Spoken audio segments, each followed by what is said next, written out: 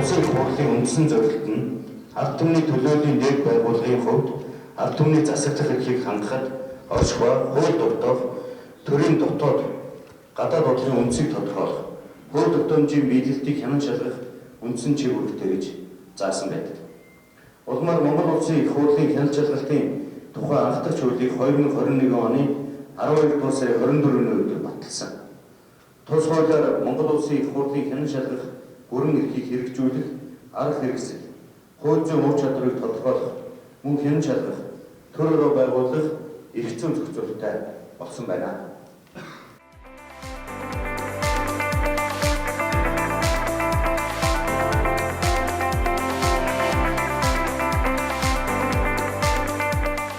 Том хэмжээний хууль өнөөдөр нэг удаа гар хөрвөл бараг ахаад 10 гаруй жил өөрчилж чаддгүй.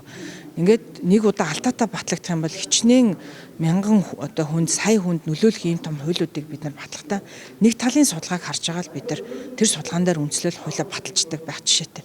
Тэгэхээр одоо хяналт шалгалт гэдэг үл бид нар гарцныхан дараа биш, эхнээс нь хавуулаад энэ хууль зөв зүйтэй гарахад нөгөө талын судалгаач гэсэндээ дахиад нэг өөр нэг байгууллага давхар хийлгэж үзэх хэрэгтэй.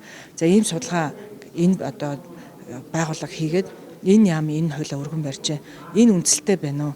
Иргэд олон нийтийн зүгээс боловсролын салбар дээр ч гэдэг юм уу, эрүүл мэндийн салбар дээр бухимдаад байгаа асуудлуудыг шийдвэрлэхээр хэмжээнд энэ хууль нь өргөн баригдсан байна уу? Судалгааг нь таахын дахиад нэг хийгээд хийжээ гэж ингэж хянж бие энийгээ хяндаг механизмууд явж иж хуулиуд ихнээсээ зөв батлагдана.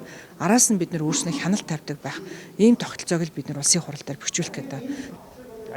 In Deutschland ist das Улсын хурлын тамирын газартаа яг одоо өнөөдөр бид нар хамтраад парламентын хяналт шалгалт гэдэг ийм сэдвээр тогтолцооны талаар арга хэмжээ зохион байгуулж байгаа. Тэгээд Германд бол одоо Монголынхтай адилхан нэг төвлөрсөн одоо улсын хурал дээр нь буюу Бундестаг дээр нь ямар нэг төвлөрсөн одоо тийм хяналтын тогтолцоо гэж байдаг. Яг хяналт шалгалт нь одоо шат чадандаа явагддаг. Засгийн газрын тухайн хуулийн одоо чиглэлийн тухайн байгууллагууд нь өөрсдөө хуулийнхаа хэрэгжилтэнд хяналт тавиа явна. Гэхдээ мэдээж парламент дээр хяналт байгаа. Гэхдээ тэр нь одоо Монголынхтай ижилхэн ийм нэг төвлөрсөн ийм хяналтын тогтолцоо одоо биш. Gewaltenbeschränkungen zwischen Legislativ